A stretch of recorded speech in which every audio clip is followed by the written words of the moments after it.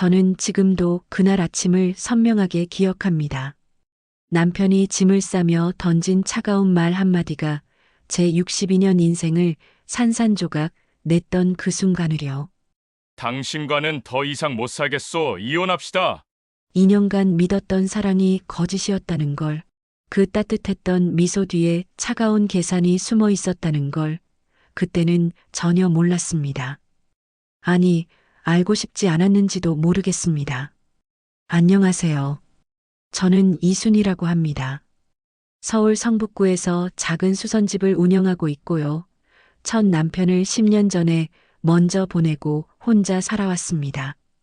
그러다 2년 전 62세의 나이에 다시 사랑에 빠졌고 재혼이라는 결정을 내렸습니다.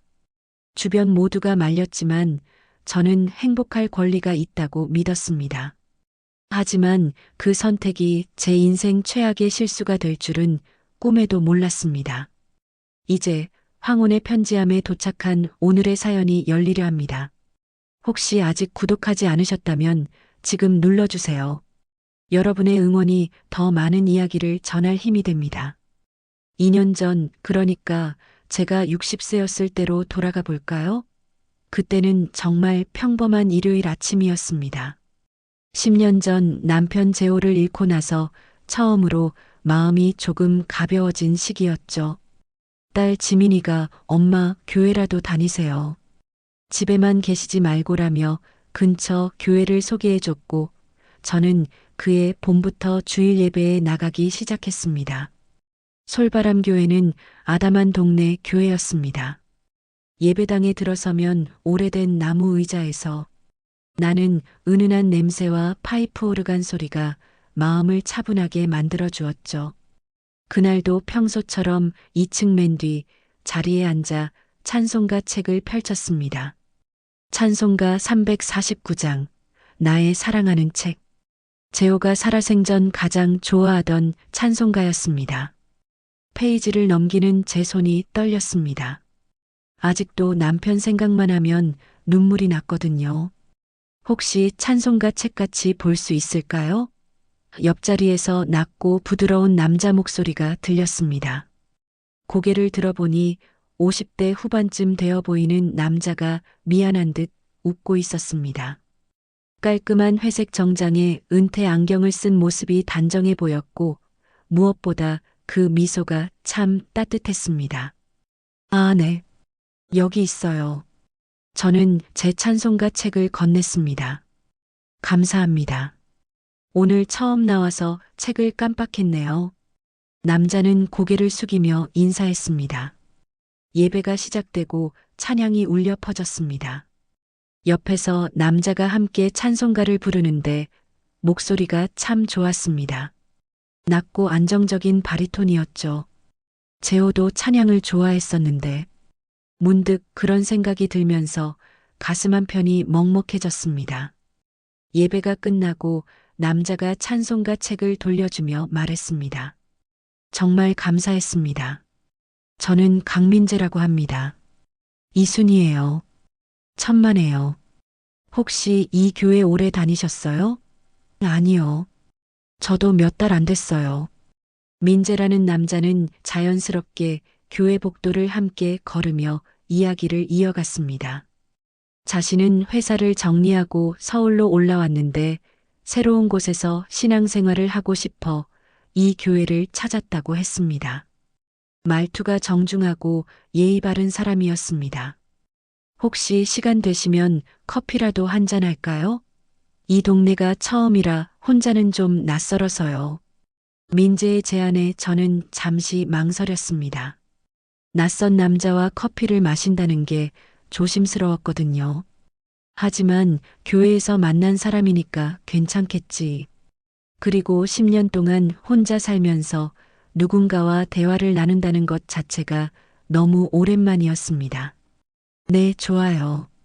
교회 앞 카페에서 민재와 마주 앉았습니다. 그는 아메리카노를 주문했고 저는 카페라떼를 시켰습니다. 이순희 씨는 이 동네에 오래 사셨어요? 네. 30년 넘었어요. 남편이랑 여기서 수선집 했었거든요. 아, 수선집이요. 지금도 하세요? 네. 혼자 하고 있어요. 제 대답에 민재의 표정이 잠시 어두워졌습니다. 혼자서 가게를 운영하시다니 힘드시겠어요. 괜찮아요. 익숙해요. 저는 웃으며 대답했지만 가슴 한편이 쓰렸습니다. 혼자라는 말을 할 때마다 느끼는 그 무게감이요. 민재는 자신의 이야기를 꺼냈습니다. 5년 전 아내를 암으로 잃었고 부산에서 작은 무역회사를 운영하다가 정리했다고 했습니다. 자녀는 없고 이제 서울에서 새로 시작하려 한다고요. 저도 혼자예요. 그래서 이순희 씨 마음이 조금은 이해가 돼요. 혼자 산다는 게 참 외롭죠.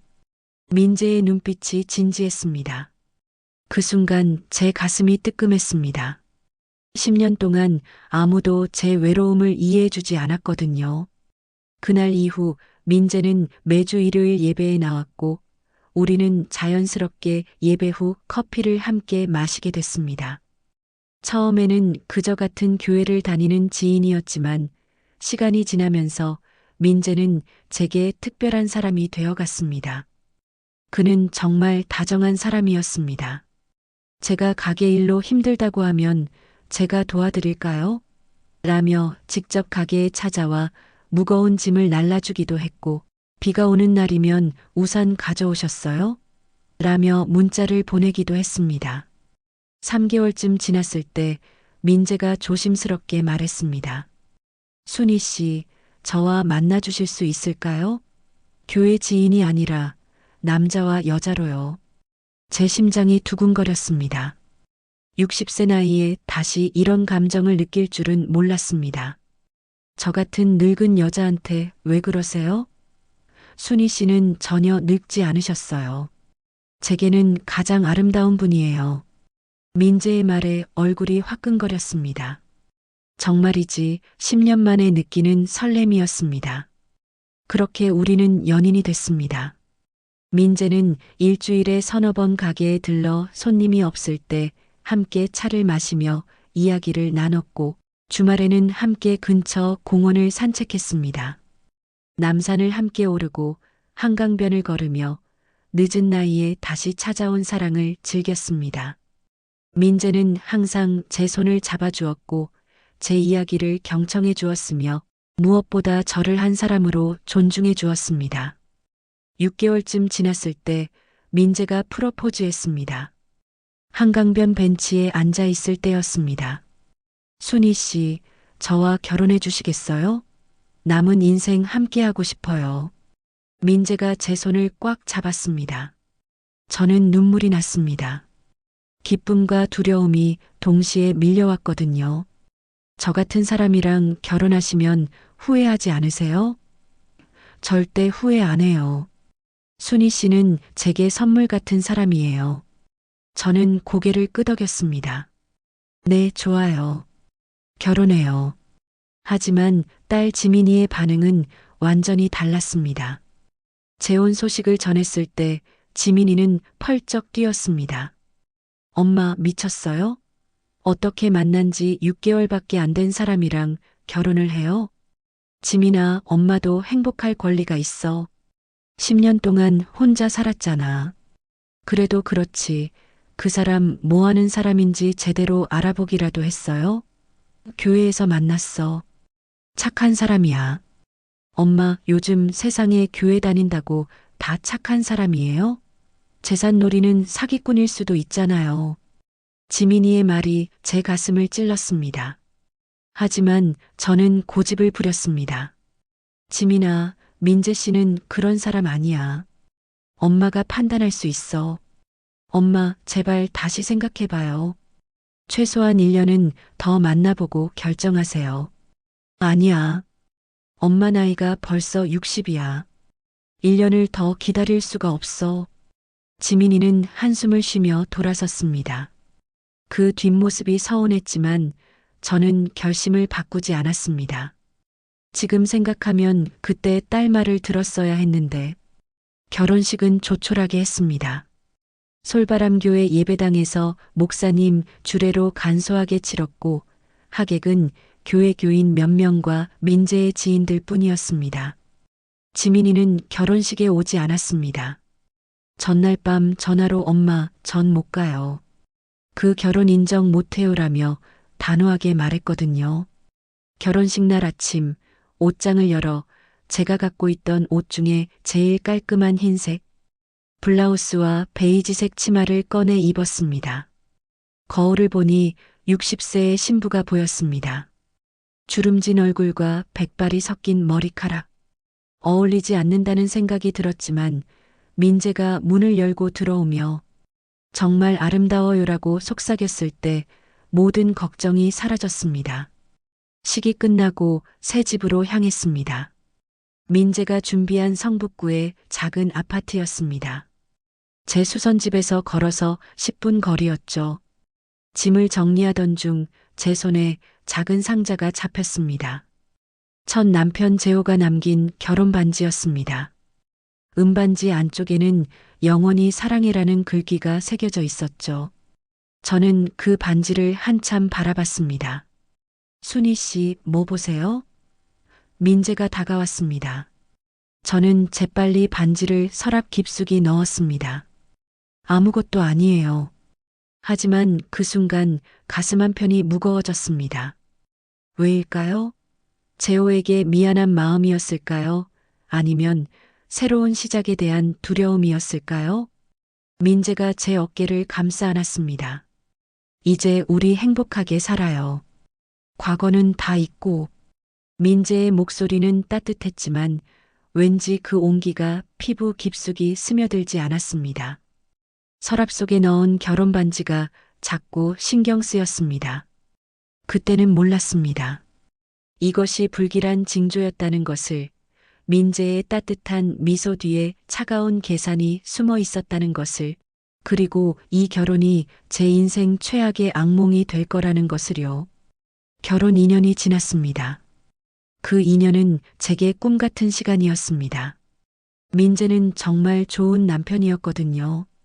매일 아침 출근하기 전에 저를 꼭 안아주고 저녁이면 수선집에 들러 오늘 하루는 어땠어? 라며 안부를 물었습니다. 주말에는 함께 시장을 보러 다니고 가끔은 영화관에도 갔습니다. 62세에 다시 찾은 행복이었습니다. 딸 지민이는 여전히 민재를 경계했지만 저는 시간이 지나면 알게 될 거야라며 대수롭지 않게 넘겼습니다. 민재가 저를 사랑한다는 것을 의심한 적이 없었거든요. 하지만 그 확신이 얼마나 어리석은 것이었는지 그날 아침에야 깨달았습니다. 그날은 화요일 아침이었습니다. 평소처럼 일어나 아침을 준비하고 있는데 민재가 침대에서 일어나더니 거실로 나왔습니다. 표정이 이상했습니다. 평소의 온화한 미소가 사라지고 차갑게 굳어 있었죠. 여보, 무슨 일 있어? 어디 아파? 저는 걱정스러운 마음에 다가갔습니다. 민재가 식탁 의자를 빼내 앉으며 말했습니다. 순이야, 앉아. 할 얘기가 있어. 민재의 목소리가 낮고 차가웠습니다. 제 가슴이 철렁 내려앉았습니다. 무슨 일이 있는 걸까요? 저는 그 앞에 조심스럽게 앉았습니다. 무슨 일인데 그래? 회사에 무슨 일 있어? 회사 일이 아니야. 민재가 저를 똑바로 쳐다봤습니다. 그 눈빛이 너무 낯설었습니다. 제가 아는 따뜻한 민재의 눈이 아니었습니다. 나는 더 이상 당신과 살 수 없어. 민재의 말에 제 머릿속이 하얘졌습니다. 뭐라고요? 더 이상 못 산다고요? 무슨 소리야? 갑자기 왜 그런 말을? 갑자기가 아니야. 나도 오래 생각했어. 이제 더 이상 이 결혼 생활을 지속할 수 없어. 민재의 목소리는 단호했습니다. 제 손이 떨리기 시작했습니다. 이게 꿈인가 싶어 뺨을 꼬집어 봤지만 아팠습니다. 현실이었습니다. 내가 뭘 잘못했어? 말해줘. 고칠게. 제 목소리가 떨렸습니다. 고칠 문제가 아니야. 우리는 너무 달라. 애초에 맞지 않았던 거야. 달라? 2년 동안 잘 지냈잖아. 우리 행복했잖아. 그건 순이만 그렇게 느낀 거야. 나는 힘들었어. 민재의 말 한마디 한마디가 날카로운 칼날처럼 제 가슴을 찔렀습니다. 힘들었다고요? 2년 동안 단 한 번도 그런 내색을 하지 않았잖아요. 여보, 무슨 일이 있으면 말해. 우리 대화로 풀 수 있잖아. 부부잖아. 저는 민재의 손을 잡으려 했습니다. 하지만 민재는 제 손을 뿌리쳤습니다. 그 순간 제 마음이 와르르 무너지는 소리가 들렸습니다. 대화로 풀 수 있는 게 아니야. 이미 결정했어. 이혼하고 싶어. 이혼? 제 입에서 그 단어가 나오는 것조차 믿기지 않았습니다. 그래. 이혼 서류 준비해줘. 그리고 재산 분할도 해야 하니까 변호사 선임해. 재산 분할이라는 말에 제 심장이 멎는 것 같았습니다. 아, 그래서 이혼을 하는 거였구나. 재산 때문이었구나. 딸 지민이의 말이 떠올랐습니다. 재산 놀이는 사기꾼일 수도 있잖아요. 그때는 말도 안 되는 소리라고 생각했는데 혹시 정말 그랬던 걸까요? 여보, 설마 재산 때문에 이러는 거야? 제가 떨리는 목소리로 물었습니다. 민재의 표정이 차갑게 굳었습니다. 무슨 말이야? 내가 그런 사람으로 보여? 아니, 그게 아니라. 순이야, 나는 그저 더 이상 이 결혼 생활이 의미가 없다고 생각할 뿐이야. 재산 타령은 하지 마. 민재가 일어섰습니다. 그리고 침실로 들어가더니 큰 가방을 끌고 나왔습니다. 이미 짐을 싸둔 거였습니다. 잠깐만, 어디가? 저는 황급히 민재 앞을 막아섰습니다. 당분간 밖에서 지낼 거야. 변호사 통해서 연락하겠어. 여보, 제발. 이러지 마. 우리 다시 이야기해. 내가 뭘 잘못했는지 말해줘. 저는 민재의 팔을 붙잡았습니다. 하지만 민재는 제 손을 차갑게 떼어냈습니다. 손 놔. 이미 결정한 일이야. 민재가 현관문을 열고 나가려는 순간 저는 소리쳤습니다. 당신이 날 사랑한다고 했잖아. 평생 함께 하자고 했잖아. 민재가 멈칫했습니다. 뒤돌아보더니 차갑게 말했습니다. 사랑도 식는 법이야. 그럼, 쾅! 문이 닫혔습니다. 저는 그 자리에 주저앉았습니다. 온몸에 힘이 빠져나갔습니다. 이게 현실인가요? 정말 민재가 나간 건가요? 저는 바닥에 앉아 한참을 울었습니다. 눈물이 멈추지 않았습니다. 왜 이렇게 된 걸까요? 제가 뭘 잘못한 걸까요? 2년 동안 정말 행복했는데 저만 행복했던 걸까요? 민재는 정말 힘들었던 걸까요? 아니면 처음부터 거짓말이었던 걸까요? 머릿속이 복잡했습니다. 휴대폰을 집어들어 민재에게 전화를 걸었습니다. 신호음이 울렸지만 받지 않았습니다. 문자를 보냈습니다. 여보, 다시 이야기해요. 제발 집에 와요. 하지만 답장은 오지 않았습니다. 저는 소파에 앉아 멍하니 있었습니다. 아침 햇살이 창문으로 들어왔지만 제 마음속은 어둠뿐이었습니다. 오후가 되어 겨우 정신을 차렸습니다. 수선집에 가야 했습니다. 손님들이 기다리고 있을 테니까요. 하지만 몸이 움직이지 않았습니다. 다리에 힘이 없었습니다.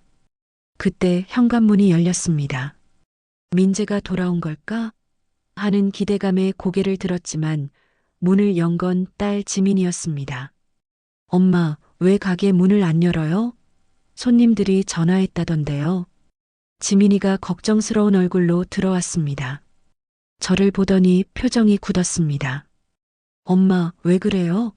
우셨어요? 지민이가 제 옆에 앉았습니다.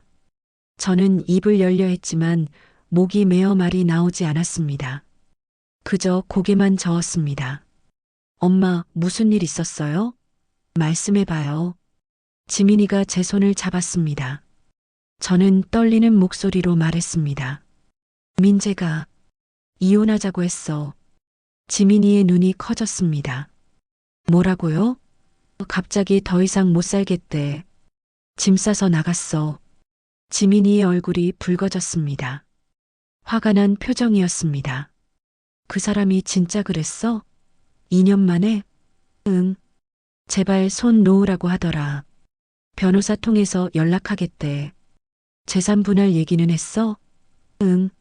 재산 분할하래. 지민이가 입술을 깨물었습니다. 엄마, 생각해 보세요. 민재 씨가 결혼하고 나서 엄마 수선집 확장하자고 했잖아요. 옆 가게까지 임대해서 규모 키우자고. 그때 자기 돈 5천만 원 투자했다고 하면서 지민이의 말에 제 머릿속이 복잡해졌습니다. 맞아요. 민재는 결혼 직후부터 제 사업 확장을 적극적으로 밀어붙였습니다. 수선집만으로는 아까워. 옷수선에 세탁까지 하면 매출이 2배는 늘 거야라며 옆 가게를 추가로 임대하고 세탁기계까지 들여놨죠. 그리고 자신의 돈이라며 5천만 원을 사업 계좌에 넣었습니다. 그게 공동재산이 되는 거예요, 엄마. 결혼 후에 형성된 재산은 다 분할 대상이에요. 지금 그 수선집 매출이 예전보다 5배 이상 늘었잖아요. 그게 다 공동재산으로 잡혀요. 그럼 민재가 그걸 노린 거야? 엄마, 지금 보니까 처음부터 계획된 것 같아요. 결혼하자마자 사업 확장하자고 한 것도, 자기 돈 투자했다고 한 것도 다 재산 분할 받으려고 한 거예요. 지민이의 말에 등골이 오싹해졌습니다. 정말 그런 걸까요? 민재가 처음부터 제 재산을 노린 걸까요? 사업 확장도 투자도 모두 계획된 것이었을까요? 아니에요. 믿고 싶지 않아요. 민재는 제 사업을 위해서 도와준 거예요. 사랑하니까 함께 잘 살고 싶어서 그런 거예요. 엄마, 지금 정신 차려요. 그 사람 어디 갔는지 알아? 모르겠어. 전화도 안 받고 문자도 답이 없어. 당장 통화 내역 확인하고 행방 알아봐야 해요. 그리고 사업 계좌 잔액도 확인해야 하고. 지민이가 바삐 움직이기 시작했습니다. 저는 그저 멍하니 앉아 있었습니다. 정신이 하나도 없었습니다. 2년 전 솔바람 교회에서 민재를 처음 만났을 때가 떠올랐습니다. 찬송가 책을 빌려달라던 그 따뜻한 미소. 순희 씨는 제게 가장 아름다운 분이에요라던 그 진심 어린 목소리. 한강변에서 프로포즈하던 그 설레던 순간.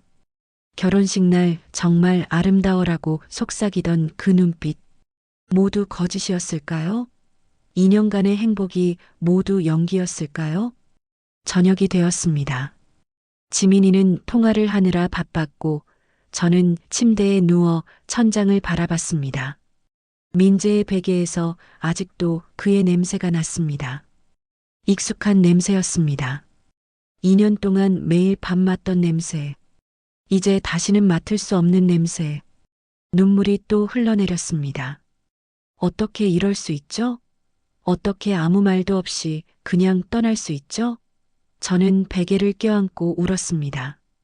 62년을 살면서 이렇게 무너지는 기분은 처음이었습니다. 첫 남편 재호를 잃었을 때도 슬펐지만 그때는 어쩔 수 없는 일이었습니다. 병 때문이었으니까요. 하지만 이건 달랐습니다. 민재는 스스로 선택해서 저를 떠난 거였습니다. 저를 버린 거였습니다.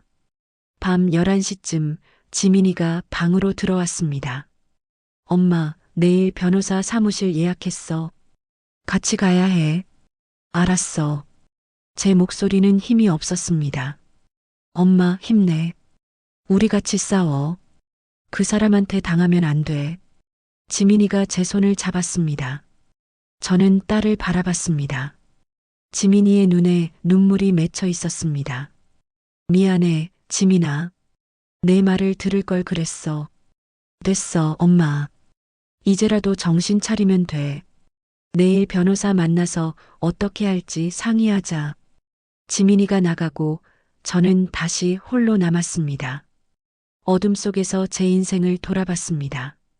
62년을 살면서 항상 열심히 살았습니다. 첫 남편과 수선집을 운영하며 딸을 키웠고 남편 없이도 혼자 버텼습니다. 그리고 10년 만에 다시 사랑을 찾았다고 생각했습니다. 하지만 그 사랑이 거짓이었다면 제게 남은 건 무엇일까요?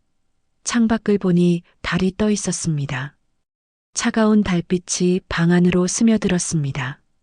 2년 전 민재와 함께 한강변을 걸으며 봤던 그 달과 같은 달이었습니다. 하지만 그때와 지금은 완전히 달랐습니다. 그때는 행복했지만 지금은 절망뿐입니다. 저는 눈을 감았습니다. 내일 변호사를 만나면 무엇을 알게 될까요? 민재의 진짜 속셈이 뭘까요? 그리고 저는 이 상황에서 살아남을 수 있을까요? 다음 날 아침 저는 지민이와 함께 변호사 사무실로 향했습니다. 강남역 근처의 큰 빌딩이었습니다. 엘리베이터를 타고 12층에 내려 정해진 법률사무소라는 간판이 보이는 곳으로 들어갔습니다. 젊은 여성 변호사가 우리를 맞이했습니다. 30대 후반쯤 되어 보이는 단정한 정장 차림의 여성이었습니다. 안녕하세요. 정혜진 변호사입니다. 앉으세요. 혜진 변호사는 차분한 목소리로 말했습니다. 저희는 마주 앉았고 저는 떨리는 손으로 가방을 움켜쥐었습니다. 어떤 일로 오셨는지 말씀해 주시겠어요? 제 남편이 갑자기 이혼하겠다고 했어요. 재산 분할도 요구하고요. 제 목소리가 떨렸습니다. 혜진 변호사는 고개를 끄덕이며 메모했습니다. 결혼하신 지는 얼마나 되셨어요? 2년이요. 2년이요? 그럼 혼인 기간이 짧네요. 재혼이세요? 네. 저는 62세고 10년 전에 첫 남편을 잃었어요. 혜진 변호사가 진지한 표정으로 물었습니다. 혹시 결혼 전에 가지고 계셨던 재산이 있으세요? 네, 수선집이 있어요. 그럼 결혼 후에 형성된 공동재산은 어떻게 되나요? 지민이가 끼어들었습니다. 그게 문제예요. 그 아저씨가 결혼하자마자 엄마 수선집 확장하자고 했거든요. 옆 가게까지 임대해서 세탁 사업도 시작했어요. 그때 자기 돈 5천만 원을 사업 계좌로 이체했어요. 혜진 변호사의 표정이 굳어졌습니다. 아, 그렇군요. 통장 이체로 했다면 증거가 명확하네요. 그럼 그 5천만 원과 사업 확장 후 증가한 수익이 공동재산으로 인정될 가능성이 높아요. 그럼 민재가 그걸 노린 거예요? 제가 물었습니다. 가능성이 있어요. 결혼 직후 사업 확장을 제안하고 통장 이체로 증거까지 남긴 걸 보면 처음부터 계획적이었을 수 있어요. 혹시 사업 계좌 잔액 확인해 보셨어요? 아직 안 봤어요. 빨리 확인해 보세요. 그리고 그 5천만 원 이체 내역도 같이 확인하시고요. 그럼 어떻게 해야 해요? 지민이가 다급하게 물었습니다. 일단 모든 재산 내역을 정리하세요. 통장, 부동산 등기부, 사업자 등록증, 그리고 결혼 전후 재산 변동 내역을 다 가져오세요. 그래야 제대로 대응할 수 있어요. 알겠어요. 저는 고개를 끄덕였습니다. 하지만 가슴이 답답했습니다. 이렇게 복잡한 일이 될 줄은 몰랐습니다. 그리고 한 가지 더 여쭤볼게요. 혹시 남편분 명의로 대출받은 게 있나요? 아니면 연대보증 같은 거요? 아니요, 그런 건 없어요. 아, 잠깐만요. 문득 기억이 났습니다. 작년에 민재가 사업 확장 자금이 더 필요하다며 제게 연대보증을 부탁했었습니다. 사업이 잘 되고 있으니까 조금만 더 투자하면 대박 날 거야라며 설득했죠. 저는 믿고 도장을 찍었습니다. 작년에 연대보증 한 게 있어요. 5천만 원이요. 혜진 변호사의 얼굴이 심각해졌습니다. 어디 대출이었어요? 이금융권이었던 것 같아요. 민재가 은행 대출은 한도가 꽉 찼다고 했거든요. 지금 당장 확인하세요. 그 대출 상환이 제대로 되고 있는지요. 지민이가 휴대폰을 꺼냈습니다. 엄마, 지금 바로 은행 앱 확인해 봐요. 저는 떨리는 손으로 휴대폰을 꺼냈습니다. 사업 계좌를 확인했습니다. 잔액이 230만 원. 지난달까지만 해도 1억 2천만 원이 넘었는데 잔액이 거의 없어요. 얼마였는데 얼마로 줄었어요? 혜진 변호사가 물었습니다. 1억 2천만 원 넘게 있었는데 지금 230만 원이에요. 지민이가 제 휴대폰을 빼앗아 거래 내역을 확인했습니다. 엄마, 이거 봐요. 일주일 전부터 여러 차례에 걸쳐 총 1억 1,800만 원이 출금됐어요. 이체 계좌는 강민재 명의예요. 제 머릿속이 하얘졌습니다. 민재가 돈을 빼간 거였습니다. 이혼 선언하기 일주일 전부터 계획적이네요. 혜진 변호사가 말했습니다. 이혼 선언하기 전에 미리 돈을 빼놓은 거예요. 그리고 연대보증 대출도 확인해 보세요. 상환이 안 되고 있으면 의뢰인님께 독촉이 올 거예요. 엄마, 연대보증 어디 대출이었어? 지민이가 물었습니다. 이금융권이었던 것 같은데 어디였는지 정확히 기억이. 엄마 휴대폰 좀 줘봐요. 제가 확인해 볼게요. 지민이가 제 휴대폰을 받아 이것저것 만지작거렸습니다. 앱을 다운로드하고 로그인하더니 대출 내역을 확인했습니다. 엄마, 연체됐어요. 3개월이나. 제 손에서 힘이 빠졌습니다. 변호사님, 그럼 우리 어떻게 해야 해요? 지민이가 다급하게 물었습니다. 일단 이혼 소송에 대비해야 해요. 그리고 사기 혐의로 형사 고소도 검토해야 하고요. 계획적으로 재산을 빼돌렸으니까요. 사기라고요? 제가 되물었습니다. 네. 결혼 사기일 가능성이 높아요. 처음부터 재산을 노리고 접근했을 수 있어요. 혹시 남편분이 이전에 결혼한 적 있나요? 네. 5년 전에 아내를 암으로 잃었다고 했어요.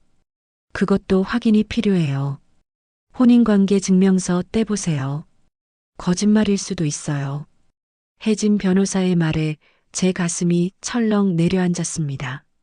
거짓말이라고요? 민재가 했던 모든 말이 거짓말이었을 수도 있다는 건가요? 변호사님, 그럼 우리가 할 수 있는 게 뭐예요? 일단 모든 증거를 확보하세요. 통화 녹음, 문자 메시지, 카톡 대화 내역 다 백업하시고, 그리고 남편 행방을 파악하세요. 지금 어디 있는지요? 모르겠어요. 전화도 안 받고 문자도 답이 없어요.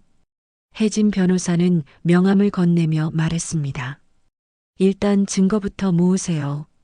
그리고 다시 연락 주세요. 제가 도와드릴게요. 변호사 사무실을 나왔습니다. 저는 멍하니 엘리베이터를 탔습니다. 지민이가 제 어깨를 감싸 안았습니다. 엄마, 괜찮아. 우리 이길 수 있어. 하지만 저는 괜찮지 않았습니다. 민재가 사기꾼이라고요? 2년간의 사랑이 모두 거짓이었다고요? 집으로 돌아오는 차 안에서 저는 창밖만 바라봤습니다. 거리를 지나가는 사람들이 모두 행복해 보였습니다. 손을 잡고 걷는 연인들, 아이 손을 잡고 가는 가족들. 저는 왜 이렇게 된 걸까요? 집에 도착해 문을 열고 들어가니 텅 빈 집이 저를 맞이했습니다. 민재가 나간 지 이틀째. 아직도 민재의 흔적이 곳곳에 남아 있었습니다. 거실 소파에 놓인 민재의 안경, 화장실에 걸린 민재의 수건, 신발장에 있는 민재의 운동화. 모든 게 저를 비웃는 것 같았습니다. 저는 침실로 들어가 서랍을 열었습니다. 첫 남편 재호가 남긴 결혼 반지가 든 작은 상자를 꺼냈습니다. 은반지를 꺼내보니 영원히 사랑해라는 글귀가 여전히 빛나고 있었습니다. 재호, 당신은 정말 저를 사랑했죠. 진심으로요. 그런데 민재는요? 민재도 저를 사랑했을까요? 아니면 처음부터 거짓말이었을까요? 다음 날 일요일, 저는 솔바람교회에 갔습니다. 하지만 교회 문을 열고 들어서는 순간 느꼈습니다. 사람들의 시선이요. 교인들이 수군거리는 소리가 들렸습니다. 저분이 강민재 씨 아내래 이혼한다며? 그 나이에 연하 남자랑 결혼하더니 결국 이렇게 됐네. 제 얼굴이 화끈거렸습니다. 소문이 벌써 퍼진 거였습니다. 저는 평소처럼 2층 맨 뒤 자리에 앉았습니다. 하지만 옆자리에 앉던 권사님이 슬그머니 자리를 옮겼습니다. 저를 피하는 거였습니다. 예배가 시작됐지만 저는 찬송가를 부를 수가 없었습니다. 목이 메었습니다. 눈물이 날 것 같았습니다. 설교 시간에 목사님이 말씀하셨습니다. 사랑은 오래 참고 사랑은 온유하며. 고린도전서 13장이었습니다. 사랑의 장. 하지만 제게는 그 말씀이 칼처럼 아팠습니다. 사랑이라고요? 제가 믿었던 사랑은 거짓이었는데요. 예배가 끝나고 저는 재빨리 교회를 빠져나왔습니다. 누구와도 얘기하고 싶지 않았습니다. 하지만 현관에서 김 집사님이 저를 불러 세웠습니다. 순이 권사님, 잠깐만요. 네, 집사님. 저는 억지로 웃으며 돌아섰습니다. 소문 들었는데 이혼하신다면서요? 김 집사님의 눈빛에 호기심이 가득했습니다. 제 가슴이 쿵 하고 내려앉았습니다.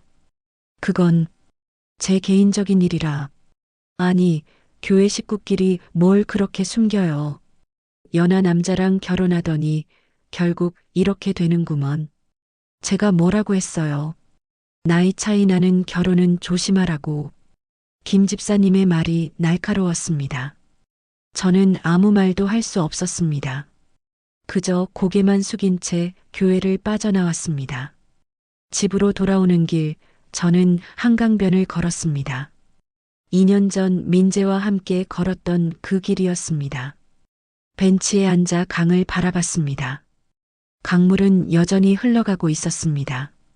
하지만 제 인생은 멈춰버린 것 같았습니다. 모든 게 무너졌습니다. 남편은 떠났고 재산은 빼앗겼고 교회 사람들은 저를 수군거리고 딸은 내가 뭐라고 했냐며 한숨만 쉬고 저는 완전히 혼자였습니다. 집에 돌아와 찬송가 책을 펼쳤습니다. 349장, 나의 사랑하는 책. 재호가 좋아하던 찬송가. 페이지를 넘기는데 뭔가 떨어졌습니다. 작은 편지 봉투였습니다. 봉투를 집어들어 보니 재호의 필체가 보였습니다. 순이에게라고 적혀 있었습니다. 손이 떨렸습니다. 이게 뭐지? 봉투를 조심스럽게 열었습니다. 안에는 편지지가 한 장 들어 있었습니다. 재호의 글씨였습니다. 사랑하는 순이야. 찬송가 책을 볼 때마다 내 생각이 나기를 바라며 이 편지를 숨겨둔다. 언젠가 내가 이 편지를 발견할 그날, 내가 곁에 있든 없든 내 마음만은 언제나 내 곁에 있을 거야. 순이야, 당신은 정말 강한 사람이야. 힘든 일이 있어도 잘 이겨낼 거라 믿어. 그리고 만약 당신이 힘들어서 이 편지를 보고 있다면 한 가지만 기억해. 당신은 사랑받을 자격이 있는 사람이야. 절대 당신 자신을 낮추지 마. 그리고 힘들 때는 이 찬송가를 불러. 나의 사랑하는 책. 내가 항상 당신 곁에 있을게. 영원히 사랑해. 재호가 편지를 읽는 동안 눈물이 주르륵 흘러내렸습니다.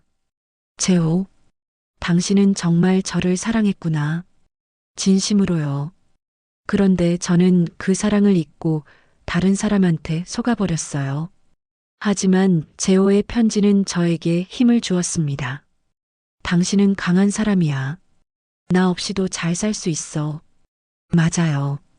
저는 강한 사람이에요. 10년 동안 혼자서도 잘 살았잖아요. 그런데 왜 민재 때문에 무너지고 있는 걸까요? 저는 편지를 가슴에 안았습니다. 그리고 결심했습니다. 이대로 포기할 수 없어. 민재한테 당할 수만은 없어. 재호가 사랑했던 저는 그런 사람이 아니에요. 저는 일어났습니다. 눈물을 닦았습니다. 그리고 지민이에게 전화를 걸었습니다. 지민아, 나야. 엄마, 무슨 일이야? 포기하지 않을 거야.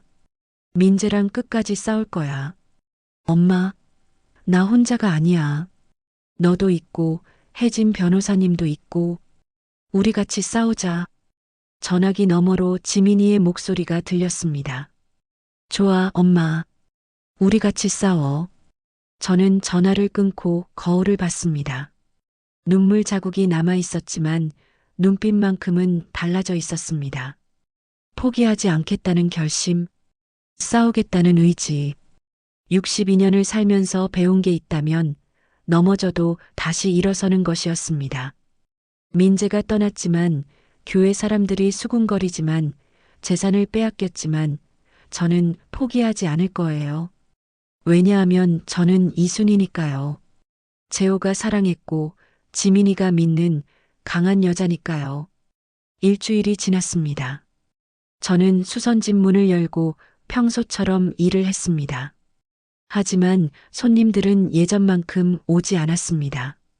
소문이 퍼졌는지 단골 손님들도 슬금슬금 발걸음을 끊었습니다. 오는 손님들도 저를 이상하게 쳐다봤습니다. 남편한테 버림받았대, 젊은 남자한테 속았대, 그런 시선들이 느껴졌습니다. 하지만 저는 포기하지 않았습니다. 매일 가게 문을 열고 옷을 수선하고 세탁물을 정리했습니다. 재호의 편지가 제게 힘을 주었거든요. 당신은 강한 사람이야. 그 말을 되뇌며 하루하루를 버텼습니다. 목요일 오후 가게에서 바지 단을 고치고 있는데 초인종이 울렸습니다. 어서 오세요. 저는 고개를 들어 인사했습니다. 문을 열고 들어온 사람은 50대 중반쯤 되어 보이는 여성이었습니다. 깔끔한 정장 차림이었지만 얼굴이 많이 수척해 보였습니다. 혹시 이순희 씨 맞으세요? 여성이 조심스럽게 물었습니다. 네, 맞는데요. 누구세요? 저는 박미경이라고 해요. 갑자기 찾아와서 죄송해요. 박미경. 처음 듣는 이름이었습니다. 무슨 일이세요? 저기, 강민재라는 사람 아시죠? 민재라는 이름에 제 심장이 철렁 내려앉았습니다. 네, 알아요. 제 남편인데. 남편이시라고요? 박미경의 눈이 커졌습니다. 아, 그럼 역시. 박미경이 입술을 깨물었습니다. 눈에 눈물이 맺혔습니다. 앉으세요. 무슨 일인지 말씀해 주세요. 저는 박미경을 의자에 앉혔습니다. 뭔가 심상치 않은 기운이 느껴졌습니다. 박미경이 가방에서 사진 한 장을 꺼냈습니다. 결혼식 사진이었습니다. 신부는 박미경이었고 신랑은 민재였습니다. 제 손이 떨렸습니다. 이게 뭐예요? 4년 전 제 결혼식 사진이에요. 강민재랑요. 4년 전이라고요? 그럼 민재가, 네, 저랑 결혼했었어요. 2년 동안요. 제 머릿속이 하얘졌습니다. 민재가 저랑 결혼하기 2년 전에 이 여자랑 결혼했었다고요? 그럼 이혼한 거예요? 네. 2년 만에 갑자기 이혼하자고 하더라고요. 저도 순희 씨랑 똑같았어요. 박미경이 떨리는 목소리로 이야기를 시작했습니다. 4년 전 그녀는 남편을 암으로 잃고 혼자 지내던 중 교회에서 민재를 만났다고 했습니다. 부산의 한 교회였습니다. 민재는 다정하고 헌신적이었고 6개월 만에 청혼했습니다. 박미경은 행복했습니다. 하지만 결혼 직후 민재는 박미경의 식당 사업 확장을 제안했고 자신의 돈 5천만 원을 투자했습니다. 그리고 2년 후 갑자기 이혼을 요구했습니다. 재산 분할로 1억 원 넘게 가져갔습니다. 완전히 똑같네요. 제 입에서 한숨이 나왔습니다. 저도 교회에서 만났어요. 솔바람 교회요. 6개월 만에 결혼했고 민재가 제 수선집 확장하자며 5천만 원 투자했어요. 그리고 이틀 전에 갑자기 이혼하겠다고 했고요. 박미경이 제 손을 꽉 잡았습니다. 그 사람 전문 사기꾼이에요. 혼자 사는 중년 여성들 노리고 결혼했다가 재산 챙겨서 도망가요. 그럼 미경 씨는 어떻게 저를 찾아온 거예요? 최근에 민재 소식을 우연히 들었어요. 교회 지인 통해서요. 서울에서 또 결혼했다는 소리를 듣고 혹시나 싶어서 수소문했더니 순희 씨를 찾게 됐어요. 저는 박미경의 손을 마주 잡았습니다. 같은 고통을 겪은 사람, 같은 사기꾼에게 속은 사람. 미경 씨, 혹시 다른 피해자도 있을까요? 있을 거예요. 제가 이혼 소송할 때 변호사가 그러더라고요. 민재 같은 사람들은 보통 여러 번 반복한다고. 저 말고도 분명 다른 피해자가 있을 거래요. 그럼 우리 같이 싸워야 해요. 혼자서는 안 돼요. 제가 박미경에게 말했습니다. 그래서 제가 온 거예요. 순희 씨 혼자 싸우면 힘들 것 같아서 제가 도와드릴게요. 박미경의 눈빛이 단호했습니다. 저는 눈물이 났습니다. 이렇게 모르는 사람이 저를 도우러 와줄 줄은 몰랐습니다. 고마워요, 미경 씨. 아니에요. 저도 4년 전에 이렇게 도와줄 사람이 있었으면 좋았을 텐데. 그때는 너무 혼자였거든요. 우리는 한참을 손을 잡고 있었습니다. 같은 상처를 가진 두 여자. 같은 사기꾼에게 속은 두 여자. 하지만 이제는 혼자가 아니었습니다. 그때 제 휴대폰이 울렸습니다. 모르는 번호였습니다. 여보세요? 이순희 씨죠? 저는 민사 11부 재판 담당 직원인데요. 강민재 씨가 이혼 소송 접수했습니다. 답변서 제출 기한이. 전화를 끊었습니다. 민재가 먼저 소송을 걸어온 거였습니다. 박미경이 물었습니다. 무슨 전화였어요? 민재가 이혼 소송 접수했대요. 그럼 빨리 대응해야 해요. 변호사는 선임했어요? 네. 정해진 변호사님이요. 그분한테 바로 연락하세요. 그리고 제가 증인으로 나설게요. 제 사례를 법정에서 증언할게요. 박미경의 도움이 정말 큰 힘이 됐습니다. 하지만 그 전에 확인해야 할 게 있었습니다. 미경 씨, 잠깐만요. 제가 먼저 민재 혼인관계 증명서 떼고 올게요. 변호사님이 필요하다고 했거든요. 그러세요. 저도 같이 갈까요? 아니에요. 금방 올게요. 여기서 좀 기다려주세요. 저는 서둘러 동사무소로 향했습니다. 20분 거리였습니다. 창구 직원에게 민재의 혼인관계 증명서 상세를 신청했습니다. 배우자 분 거 맞으시죠? 네. 직원이 서류를 출력해 주었습니다. 저는 떨리는 손으로 서류를 받았습니다. 서류를 펼쳐보는 순간 저는 그 자리에 얼어붙었습니다. 혼인 1회부터 혼인 7회, 2023년 6월 10일. 바로 저였습니다. 제 손이 떨렸습니다. 온몸에 소름이 돋았습니다. 6번. 민재가 저와 결혼하기 전에 이미 6번이나 결혼하고 이혼했다니. 모두 2년 안팎. 모두 같은 패턴. 저는 7번째 피해자였습니다. 분노가 치밀어 올랐습니다. 이 더러운 사기꾼. 20년 동안 6명의 여자를 속였다니. 저는 서류를 꽉 움켜쥐었습니다. 종이가 구겨졌지만 상관없었습니다. 이 증거 하나면 충분했습니다. 민재가 얼마나 악랄한 사기꾼인지 증명할 수 있었습니다. 수선집으로 돌아왔습니다. 박미경이 걱정스러운 얼굴로 저를 맞이했습니다. 순희 씨, 얼굴이 왜 그래요? 무슨 일 있었어요? 미경 씨, 6번이에요. 뭐가요? 민재가 저랑 결혼하기 전에 6번 결혼했어요. 다 2년 안팎이고요. 저는 7번째예요. 박미경의 얼굴이 굳어졌습니다. 진짜 그 사람 완전 상습범이네요. 저는 박미경에게 서류를 보여줬습니다. 박미경도 서류를 보며 입술을 깨물었습니다.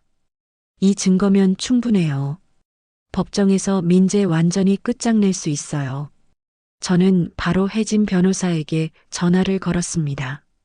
변호사님, 저 이순이에요. 네, 의뢰인님 무슨 일이세요? 민재가 이혼 소송 접수했대요. 그리고 지금 민재의 전 부인이 제 앞에 있어요. 4년 전에 민재랑 결혼했다가 같은 수법으로 당한 사람이고 제가 민재 혼인관계 증명서 떼봤는데 6번이나 결혼하고 이혼했더라고요. 전화기 너머로 혜진 변호사의 놀란 목소리가 들렸습니다. 정말요? 그럼 민재가 상습범이네요. 그분 증언 받을 수 있어요? 네. 기꺼이 증언하겠다고 하세요. 좋아요. 그럼 그분이랑 같이 사무실로 오세요. 지금 당장요. 저희는 서둘러 변호사 사무실로 향했습니다. 사무실에 도착하자 혜진 변호사가 우리를 반갑게 맞이했습니다. 박미경 씨 맞으시죠? 앉으세요. 박미경은 혜진 변호사에게 자신의 사례를 자세히 설명했습니다. 교회에서 만난 것, 6개월 만에 결혼한 것, 사업 확장 제한, 5천만 원 투자, 2년 만에 이혼, 1억 원 넘는 재산 분할. 모든 게 저와 똑같았습니다. 이건 명백한 결혼 사기네요. 동일한 수법을 반복했으니까요. 혜진 변호사가 메모하며 말했습니다. 그리고 순희 씨, 혹시 민재의 혼인관계 증명서 가지고 오셨어요? 저는 가방에서 구겨진 서류를 꺼냈습니다. 손이 떨렸습니다. 분노가 다시 치밀어 올랐습니다. 여기 있어요. 저는 참을 수 없는 분노를 억누르며 서류를 변호사 책상 위에 던지듯 내려놓았습니다. 6번이에요. 저 빼고 6번이나 결혼하고 이혼했어요. 20년 동안요. 모두 2년 안팎이고요. 혜진 변호사가 서류를 펼쳐봤습니다. 그리고 표정이 굳어졌습니다. 이건 완전히 계획적인 범죄네요. 상습적으로 결혼 사기를 저지른 거예요. 박미경이 말했습니다. 다른 피해자들도 찾아야 해요. 같이 증언하면 민재를 확실하게 잡을 수 있어요. 맞아요. 하지만 개인정보 보호 때문에 쉽지 않을 거예요. 혜진 변호사가 고개를 저었습니다. 그럼 제가 찾아볼게요. 박미경이 단호하게 말했습니다. 제가 이혼할 때 알게 된 사람들 통해서 수소문할게요. 민재가 부산에서 활동했으니까 부산 쪽 교회들 알아볼게요. 저도 도와드릴게요. 제가 말했습니다. 솔바람교회 사람들한테 물어볼게요. 민재가 여기 오기 전에 어디 있었는지요. 혜진 변호사가 고개를 끄덕였습니다. 좋아요. 그럼 우선 답변서 작성부터 하죠. 민재가 주장할 내용은 뻔해요. 성격 차이, 순희 씨의 문제점 등등. 우리는 반박하고 오히려 민재의 사기 행각을 폭로하는 거예요. 그리고 형사 고소도 해야 해요. 박미경이 덧붙였습니다. 사기죄로요. 네. 증거가 충분히 모이면 형사 고소도 진행할게요. 저는 박미경과 혜진 변호사를 바라봤습니다. 일주일 전만 해도 저는 완전히 혼자였습니다. 교회 사람들은 저를 수군거렸고 딸은 한숨만 쉬었고 세상 모두가 저를 외면하는 것 같았습니다. 하지만 지금은 달랐습니다. 박미경이라는 동반자가 생겼고 혜진 변호사가 함께 싸워주고 있었습니다. 사무실을 나와 박미경과 함께 카페에 앉았습니다. 미경 씨, 정말 고마워요. 모르는 사람인데 이렇게 도와주시고. 아니에요, 순희 씨. 저도 4년 전에 너무 힘들었거든요. 그때 아무도 저를 믿어주지 않았어요.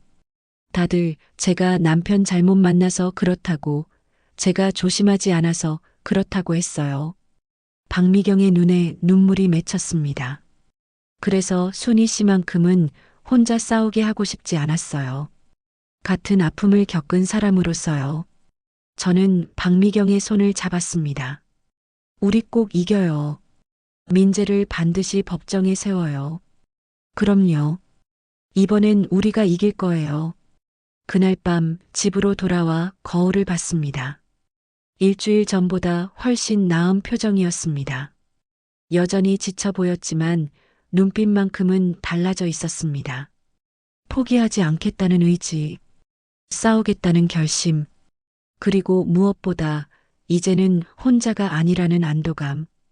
박미경이라는 동반자가 생겼고 다른 피해자들도 찾을 수 있을 거라는 희망이 생겼습니다. 민재가 20년 동안 6명을 속였다면 우리 7명이 힘을 합치면 민재를 이길 수 있을 겁니다. 창밖을 보니 달이 떠 있었습니다. 예전보다 밝아 보였습니다. 아직 싸움은 시작도 안 했지만 저는 느낄 수 있었습니다. 이제 조금씩 빛이 보이기 시작한다는 것을요. 박미경과 함께 피해자 찾기에 나섰습니다. 일주일 후 박미경에게서 전화가 왔습니다. 순희 씨 찾았어요. 2명 더요. 정말요? 네. 김선영 씨랑 이정숙 씨예요. 내일 부산에서 만나요. 다음 날 KTX를 타고 부산으로 갔습니다. 해운대 카페에서 50대 중반의 김선영과 60대 초반의 이정숙을 만났습니다. 저는 2011년에 결혼했다가 2013년에 이혼했어요. 1억 2천 넘게 뜯겼고요. 이정숙이 한숨을 쉬었습니다. 저는 9천만 원이었어요. 사업 확장한다고 투자했는데 김선영도 똑같은 피해를 당했습니다. 4명의 피해자가 모였습니다. 그런데 이상한 게 있어요. 이정숙이 조심스럽게 말했습니다. 민재 변호사가 너무 능숙하더라고요. 그리고 증거들이 깔끔하게 사라졌어요. 저도요. 녹음 파일이랑 문자가 다 사라졌어요. 김선영이 덧붙였습니다. 혹시 민재가 조직의 일원일 수도 있어요. 박미경의 말에 제 등골이 오싹해졌습니다. 조직이라고요? 그럼 우리가 위험할 수도 있겠네요. 아마도요. 조심하세요. 서울로 돌아오는 내내 불안했습니다. 집에 도착하니 저녁 7시였습니다. 현관문을 여는 순간 이상한 느낌이 들었습니다. 소파 위치가 다르고 책상 서랍이 열려 있었습니다. 누가 다녀간 거였습니다. 서랍을 확인하니 민재 관련 서류가 어질러져 있었습니다. 손이 떨렸습니다. 급히 혜진 변호사에게 전화했습니다. 변호사님, 누가 제 집에 침입한 것 같아요. 당장 나오세요. 경찰 신고하세요. 경찰이 와서 CCTV를 확인했습니다. 오후 3시쯤 검은 정장에 모자 쓴 남자가 제 집에 들어간 게 찍혀 있었습니다. 당분간 조심하시고 이상한 일 있으면 연락 주세요. 그날 밤 잠을 이룰 수 없었습니다. 다음 날 아침 지민이에게서 전화가 왔습니다. 엄마, 경찰이 왔다며요? 응. 누가 집에 침입해서. 엄마, 그만하세요. 민재 소송 포기하고 그냥 다시 시작해요. 지민아, 무슨 소리야. 이러다 엄마 다칠 수도 있어요. 진짜 불안해서 못 살겠다고요, 엄마. 뚝. 전화가 끊겼습니다. 딸마저 저를 포기했습니다. 가슴이 무너졌습니다. 오후에 혜진 변호사 사무실로 갔습니다. 박미경도 와 있었습니다. 의뢰인님, 나쁜 소식이 있어요. 무슨 소식인데요? 민재가 의뢰인님을 명예훼손으로 역고소했어요. 그리고 정신감정을 요청했고요. 머릿속이 하얘졌습니다. 저를 정신병자로 만들려는 거였습니다. 의뢰인님, 정신감정은 받으세요. 의뢰인님이 멀쩡하다는 걸 증명하는 거예요. 그런데 변호사님, 혹시 민재가 조직의 일원일 수도 있어요. 박미경이 말했습니다. 조직이요? 네. 증거가 너무 깔끔하게 사라지고 오늘 집 침입까지 일반 사기꾼의 행동이 아니에요. 그럼 경찰에 조직 범죄로 고발해야 해요. 그럼 우리가 위험해지는 거 아니에요? 위험할 수도 있어요. 하지만 그래야 민재를 잡을 수 있어요. 박미경이 제 손을 잡았습니다. 싸워요. 끝까지요. 우리가 포기하면 또 다른 피해자가 생겨요. 네, 싸울게요. 집으로 돌아가는 길, 누군가 저를 따라오는 것 같았습니다. 뒤를 돌아봤지만 아무도 없었습니다. 하지만 시선이 느껴졌습니다. 집에 도착해 문을 잠그고 커튼을 쳤습니다. 불을 끄고 어둠 속에 앉아 있었습니다. 두려웠습니다. 하지만 포기할 수는 없었습니다. 제호의 편지가 떠올랐습니다. 당신은 강한 사람이야. 맞아요. 저는 강한 사람이에요. 창밖을 바라봤습니다. 밤하늘에 별이 반짝이고 있었습니다. 제호야, 나 포기하지 않을게. 그 순간 핸드폰이 울렸습니다. 모르는 번호였습니다. 여보세요? 이순희 씨죠? 소송 그만두세요. 안 그러면 후회할 겁니다. 낮고 차가운 남자 목소리였습니다. 뭐라고요? 마지막 경고예요. 뚝. 전화가 끊겼습니다. 협박 전화였습니다. 온몸이 얼어붙었습니다. 손이 떨렸습니다. 하지만 동시에 분노가 치밀어 올랐습니다. 안 돼. 절대 포기 안 해. 바로 혜진 변호사에게 전화했습니다. 변호사님, 협박 전화 받았어요. 뭐라고요? 오늘 밤은 안전한 곳으로 피하세요. 집에 혼자 계시면 안 돼요. 전화를 끊고 짐을 쌌습니다. 옷가지와 서류들을 가방에 넣었습니다. 집을 나서려는데 문 앞에서 발소리가 들렸습니다. 심장이 멎는 것 같았습니다. 누가 문 앞에 서 있었습니다. 초인종이 울렸습니다. 딩동. 순희 씨, 저예요. 미경이요. 박미경의 목소리였습니다. 안도의 한숨이 나왔습니다. 급히 문을 열었습니다.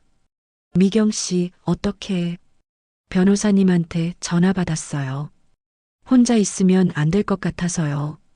오늘 밤 제가 여기서 같이 있을게요. 박미경이 가방을 들고 서 있었습니다. 눈물이 났습니다. 고마워요, 미경 씨. 뭐예요? 우리 같은 편이잖아요. 그날 밤 박미경과 함께 거실에서 불을 켜둔 채 잤습니다. 여전히 무섭긴 했지만 혼자가 아니라는 게 큰 위로가 됐습니다. 다음 날 아침 박미경과 함께 경찰서로 갔습니다. 혜진 변호사도 먼저 와서 기다리고 있었습니다. 형사 김태훈이 우리를 맞이했습니다. 안녕하세요. 어떤 일로 오셨어요? 혜진 변호사가 설명했습니다. 결혼 사기 피해자가 4명 확인됐고 가해자 강민재는 20년간 6번 결혼하며 수억 원을 챙겼습니다. 어제는 협박 전화도 받았고요. 김태훈 형사의 표정이 굳어졌습니다. 조직 범죄일 가능성이 있겠네요. 증거 자료 있나요? 혜진 변호사가 서류 뭉치를 꺼냈습니다. 혼인관계 증명서, 재산 분할 기록, CCTV 영상, 통화 기록. 여기 다 있습니다. 이건 상당히 조직적이네요. 고발장 접수하고 수사 들어가겠습니다. 그리고 어머님, 보호 조치도 취할게요. 경찰서를 나오는데 낯선 여성이 저희를 불렀습니다. 저기, 혹시 이순희 씨 맞으세요?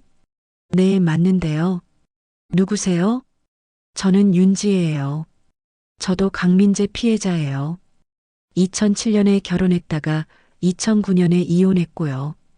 5번째 피해자였습니다. 우리는 카페로 가서 이야기를 나눴습니다. 그런데 한 가지 이상한 게 있어요. 민재가 이혼할 때 어떤 여자를 누나라고 불렀는데 변호사인 것 같았어요. 누나요? 네, 누나. 이번 건 어떻게 해야 돼?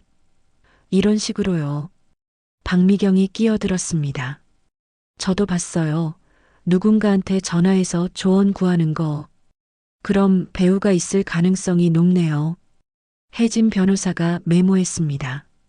그때 김태훈 형사에게서 전화가 왔습니다.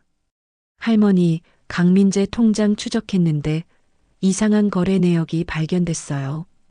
2년마다 큰 금액이 다른 계좌로 이체되는데 그중 하나가 서진아 명의예요. 강남 변호사예요. 심장이 빠르게 뛰었습니다.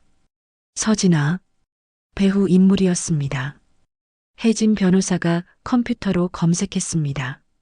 40대 후반의 날카로운 인상. 강남 유명 로펌 대표였습니다. 이 사람이 조직의 리더예요. 민재 같은 사람들을 고용해서 사기를 시키고 돈을 나눠 가진 거죠.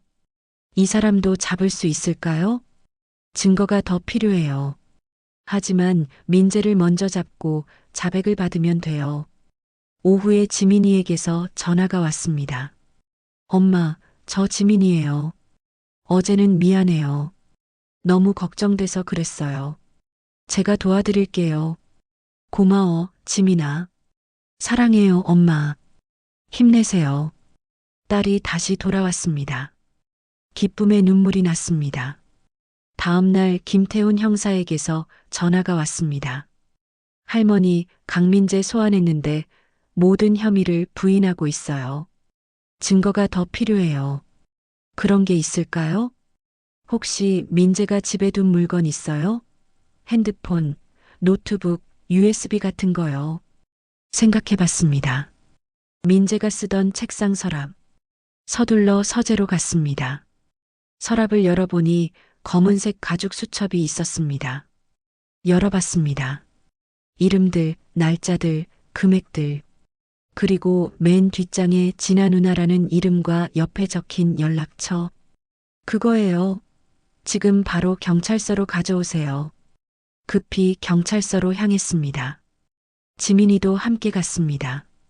김태훈 형사가 수첩을 꼼꼼히 살펴봤습니다. 이건 피해자 명단이에요. 박미경, 김선영, 이정숙, 윤지혜, 이순희. 다 있어요. 완벽한 증거예요. 이제 민재 잡을 수 있어요? 네. 이 수첩이면 충분해요. 구속영장 신청할게요. 그리고 서진아도 공범으로 조사 들어갈 거예요. 안도의 한숨을 쉬었습니다. 드디어 끝이 보였습니다. 혜진 변호사에게서도 전화가 왔습니다. 의뢰인님 들었어요? 이제 민사소송도 유리해졌어요. 이혼 소송에서 이기고 재산 분할도 막을 수 있어요. 돈도 다시 돌려받을 수 있고요. 눈물이 났습니다. 2년 동안 잃었던 모든 것들을 되찾을 수 있었습니다. 그날 오후 박미경과 다른 피해자들을 만났습니다. 진짜요? 우리 이름이 다 적혀 있었어요? 김선영이 물었습니다. 네. 결혼일, 이혼일, 금액까지 다요. 윤지혜가 제 손을 잡았습니다. 순희 씨, 고마워요. 순희 씨가 포기하지 않아서 우리 모두 구원받았어요. 아니에요. 우리 다 같이 싸운 거예요. 박미경이 말했습니다. 이제 민재랑 서진아를 법정에 세우면 돼요. 끝까지 싸워서 꼭 이겨요. 네. 꼭 이길 거예요. 그날 밤 집으로 돌아와 재호의 사진을 꺼내봤습니다. 여보, 나 잘하고 있지? 곧 다 끝날 거야. 창밖을 바라봤습니다. 밤하늘에 별들이 반짝이고 있었습니다. 어둠 속에서도 빛은 있었습니다. 핸드폰이 울렸습니다. 김태훈 형사였습니다. 할머니, 좋은 소식이에요. 강민재 구속영장 발부됐어요. 내일 오전에 체포할 겁니다. 눈물이 흘러내렸습니다. 드디어 민재가 잡히는 거였습니다. 그리고 서진아도 소환 통지 나갔어요. 감사합니다, 형사님. 정말 감사합니다. 전화를 끊고 주저앉아 울었습니다. 기쁨의 눈물이었습니다. 지민이가 저를 안아줬습니다. 엄마, 축하해요. 엄마가 이긴 거예요. 아직 아니야. 아직 재판이 남았어. 그래도 이미 반은 이긴 거예요. 엄마가 포기하지 않아서예요. 딸을 꼭 안았습니다. 따뜻했습니다. 그날 밤 오랜만에 편안하게 잠들었습니다. 악몽도 없었습니다. 협박 전화도 없었습니다. 그저 평화로운 밤이었습니다. 다음 날 아침 10시, 저는 김태훈 형사의 전화를 받았습니다. 할머니, 지금 강민재 체포하러 갑니다. 현장에 오시겠어요? 네, 가겠습니다. 저는 박미경에게도 연락했습니다. 우리는 민재가 머물고 있다는 오피스텔 앞에서 만났습니다. 경찰차 2대가 이미 와 있었습니다. 김태훈 형사와 다른 경찰관들이 건물로 들어갔습니다. 저와 박미경은 밖에서 기다렸습니다. 10분 후 경찰들이 민재를 데리고 나왔습니다. 수갑이 채워진 민재. 저는 그 모습을 똑똑히 봤습니다. 민재가 저를 발견했습니다. 눈이 마주쳤습니다. 민재의 얼굴에 당황한 표정이 스쳤습니다. 순희 씨, 민재가 제 이름을 불렀습니다. 하지만 저는 대답하지 않았습니다. 그저 차갑게 바라봤을 뿐입니다. 민재가 경찰차에 태워졌습니다. 차가 출발했습니다. 저는 그 모습을 끝까지 지켜봤습니다. 2년 동안 저를 속였던 남자, 저의 돈을, 시간을, 감정을 훔쳐간 남자. 이제 그 남자가 법의 심판을 받게 됐습니다. 박미경이 제 어깨에 손을 올렸습니다. 순희 씨, 우리가 이긴 거예요. 네, 우리가 이겼어요. 저는 눈물을 흘렸습니다. 기쁨과 슬픔이 뒤섞인 눈물이었습니다. 오후에 경찰서로 갔습니다.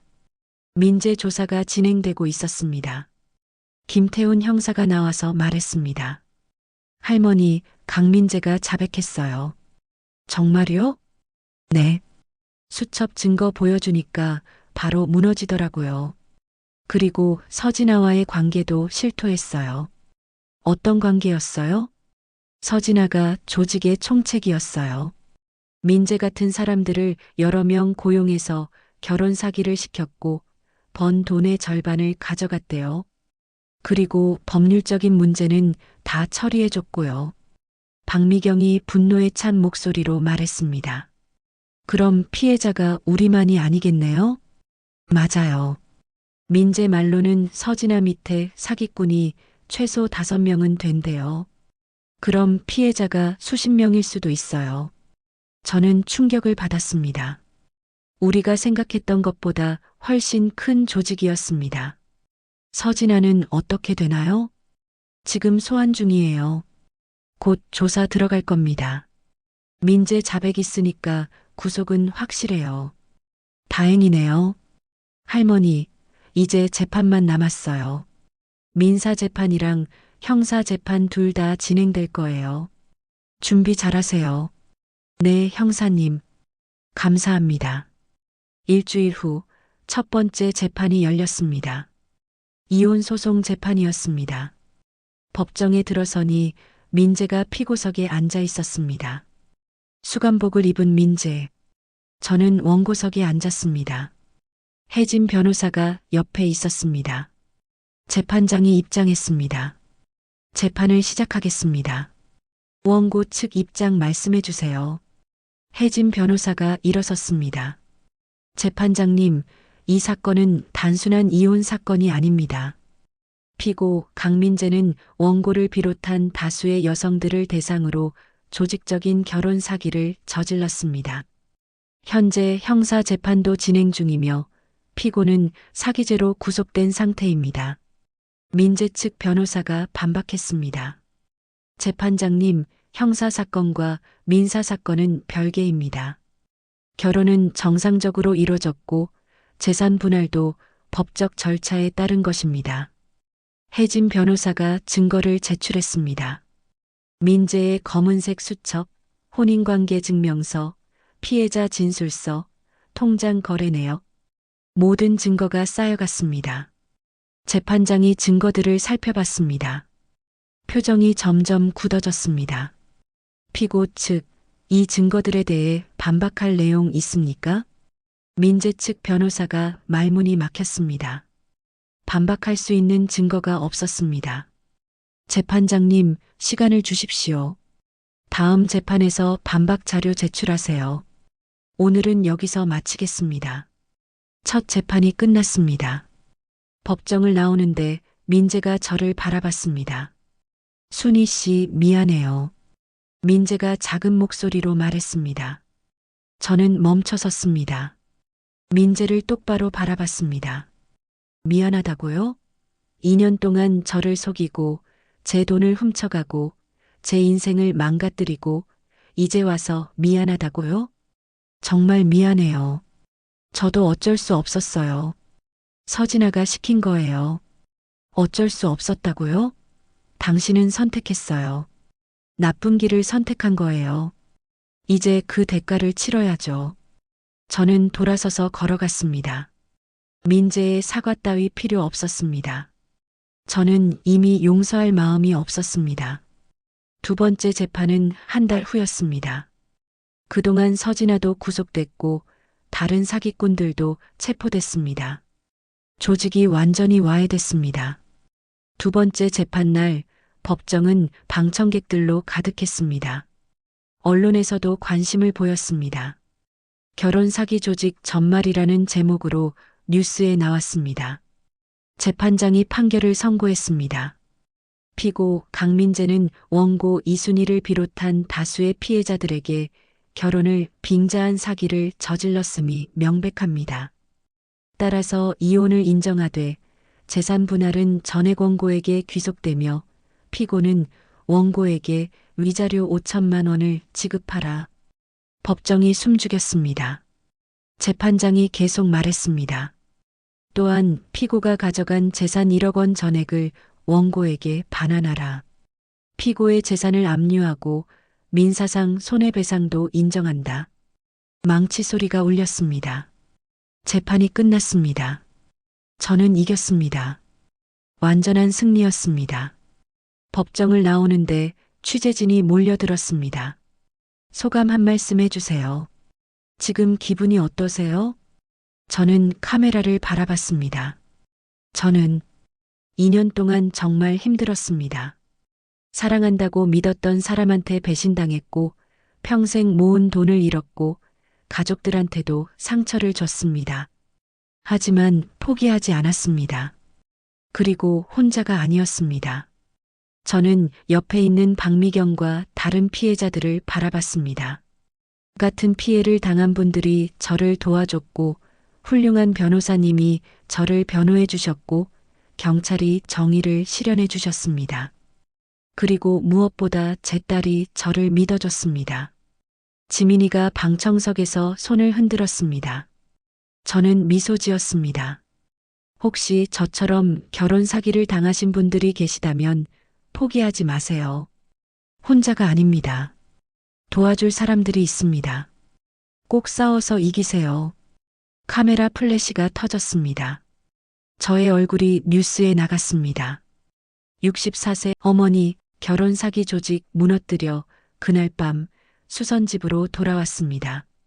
오랜만에 편안한 마음이었습니다. 재호의 사진을 꺼내봤습니다. 여보, 내가 해냈어. 당신이 자랑스러워할 만한 사람이 됐어. 넘어졌지만 다시 일어섰어. 당신이 말했던 것처럼. 눈물이 흘렀습니다. 재호가 보고 싶었습니다.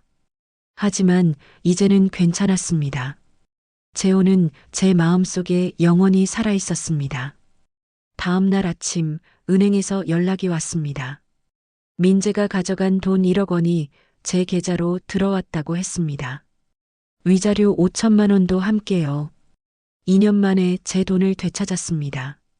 아니, 그보다 더 많이 돌려받았습니다. 박미경과 다른 피해자들도 각자 돈을 돌려받았습니다. 우리는 다시 카페에서 만났습니다. 순희 씨, 우리 정말 이겼어요. 박미경이 환하게 웃었습니다. 네, 우리가 이겼어요. 김선영이 말했습니다. 순희 씨가 먼저 싸워줘서 우리도 용기를 낼 수 있었어요. 고마워요. 이정숙이 덧붙였습니다. 이제 우리 새로운 시작이에요. 과거는 잊고 앞으로 나아가요. 윤지혜가 제안했습니다. 우리 피해자 모임 만들까요?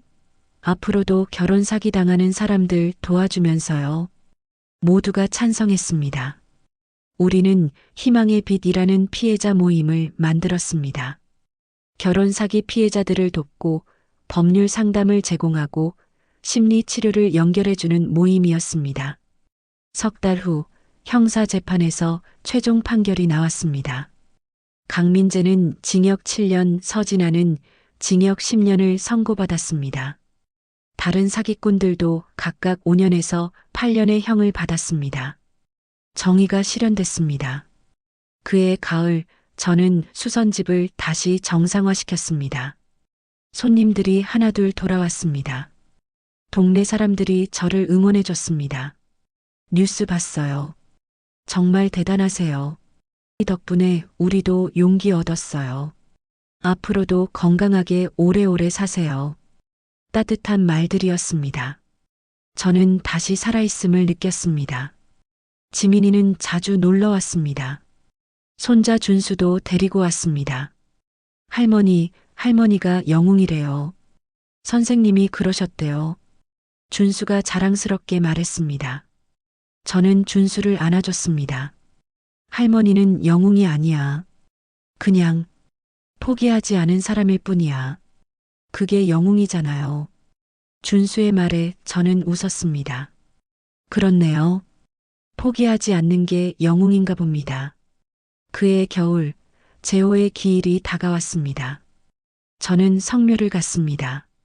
재호의 묘 앞에 앉아서 이야기했습니다. 여보, 내가 많은 걸 겪었어. 넘어지기도 하고 다치기도 했어. 하지만 다시 일어섰어. 당신이 가르쳐준 대로. 당신이 없어서 많이 외로웠지만 이제는 괜찮아.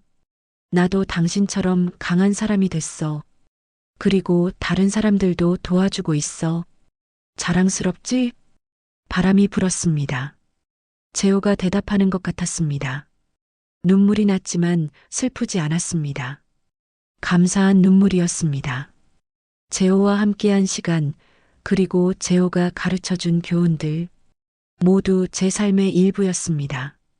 집으로 돌아오는 길, 하늘을 올려다봤습니다. 겨울 하늘이 맑았습니다. 별들이 반짝이기 시작했습니다. 저는 걸으며 생각했습니다. 인생은 예측할 수 없습니다. 행복했다가도 불행이 찾아오고 절망했다가도 희망이 찾아옵니다. 중요한 건 포기하지 않는 것, 그리고 혼자가 아니라는 걸 기억하는 것. 수선집에 도착했습니다. 간판 불이 켜져 있었습니다. 순이 수선집, 제가 평생 지켜온 곳, 제가 새로 시작할 곳. 문을 열고 들어갔습니다. 따뜻한 공기가 저를 맞이했습니다. 저는 재봉틀 앞에 앉았습니다. 손님이 맡긴 옷을 꺼냈습니다. 바느질을 시작했습니다. 한 땀 한 땀, 천천히 그리고 정성스럽게. 인생도 이렇게 한 땀씩 꿰매가는 거겠죠. 찢어진 곳은 기워주고 해진 곳은 튼튼하게 만들고 그렇게 조금씩 나아가는 거겠죠. 창밖으로 눈이 내리기 시작했습니다. 겨울의 첫 눈이었습니다. 하얀 눈송이들이 조용히 내려앉았습니다. 세상을 하얗게 덮어주었습니다. 새로운 시작처럼 저는 재봉틀을 멈추고 창밖을 바라봤습니다. 눈 속에서 한 여자가 걸어가고 있었습니다. 저와 같은 또 다른 누군가, 혼자 싸우고 있을지도 모를 누군가. 저는 창문을 열고 밖으로 소리쳤습니다. 포기하지 마세요. 당신은 혼자가 아니에요. 그 여자가 돌아봤습니다. 저를 바라봤습니다. 그리고 미소 지었습니다. 저도 미소 지었습니다. 우리는 서로를 이해했습니다. 말하지 않아도. 창문을 닫고 다시 재봉틀 앞에 앉았습니다. 밤이 깊어갔습니다. 하지만 저는 두렵지 않았습니다. 제 앞에는 빛이 있었습니다. 희망의 빛, 제가 만든 빛. 그리고 그 빛은 다른 사람들에게도 비춰질 것입니다. 어둠 속에서 길을 잃은 사람들에게, 저처럼 넘어졌지만 다시 일어서고 싶은 사람들에게 저는 바느질을 마쳤습니다. 옷이 완성됐습니다. 완벽하지는 않았지만 충분히 아름다웠습니다. 인생처럼 재봉틀을 정리하고 불을 껐습니다. 집으로 올라갔습니다. 침대에 누웠습니다. 편안했습니다. 오랜만에 느끼는 평화였습니다. 눈을 감았습니다. 내일은 또 다른 하루가 시작될 것입니다. 그리고 저는 준비가 되어 있었습니다. 어떤 일이 닥쳐도, 왜냐하면 저는 이제 알았으니까. 넘어지는 게 중요한 게 아니라 다시 일어서는 게 중요하다는 것을, 혼자가 아니라는 것을, 그리고 희망은 항상 존재한다는 것을. 저는 편안하게 잠들었습니다. 꿈속에서 재호를 만났습니다. 재호가 미소 지으며 말했습니다. 잘했어, 순이야. 정말 잘했어. 고마워요, 여보. 당신이 옆에 있어줘서. 나는 항상 내 곁에 있어. 언제나. 꿈속에서 우리는 손을 잡았습니다. 그리고 함께 걸어갔습니다. 빛을 향해, 희망을 향해, 새로운 내일을 향해. 3년 후, 이순이는 여전히 수선집을 운영하고 있습니다. 하지만 그녀의 삶은 완전히 달라져 있었습니다.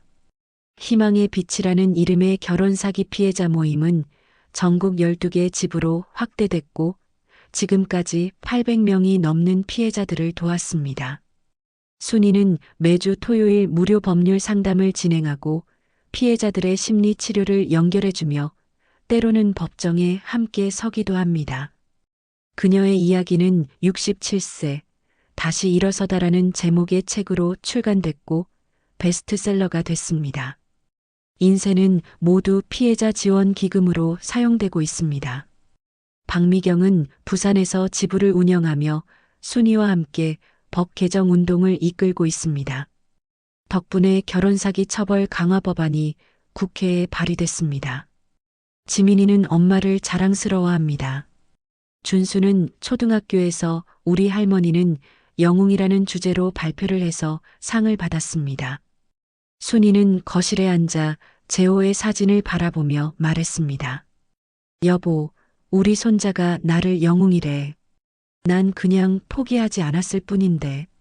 순이는 미소 지었습니다. 오늘의 사연 어떠셨나요?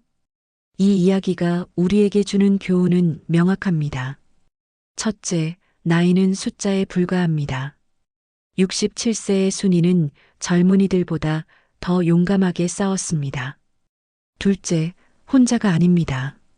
어려움에 처했을 때 도움을 요청하면 반드시 손 내미는 사람이 있습니다. 셋째, 포기하지 않는 것이 가장 중요합니다. 넘어지는 것은 실패가 아니라 다시 일어서기 위한 과정입니다. 넷째, 정의는 때로 늦지만 반드시 실현됩니다. 끝까지 싸우면 진실은 밝혀집니다. 다섯째, 상처는 치유될 수 있고 그 경험은 다른 사람을 돕는 힘이 됩니다. 순이처럼 말입니다. 오늘도 어딘가에서 누군가는 부당한 일을 당하고 있을 것입니다. 사기를 당하거나 배신을 당하거나 억울한 일을 겪고 있을 것입니다. 그들에게 이 이야기가 작은 위로와 용기가 되기를 바랍니다. 당신은 혼자가 아닙니다. 포기하지 마세요. 순이가 그랬던 것처럼 한 걸음씩 나아가세요. 그러면 반드시 빛이 보일 것입니다.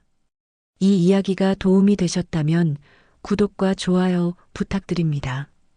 여러분의 작은 관심이 더 많은 이야기를 만드는 힘이 됩니다. 댓글로 여러분의 생각도 나눠주세요. 다음에는 어떤 이야기로 찾아올지 기대해 주세요. 감사합니다.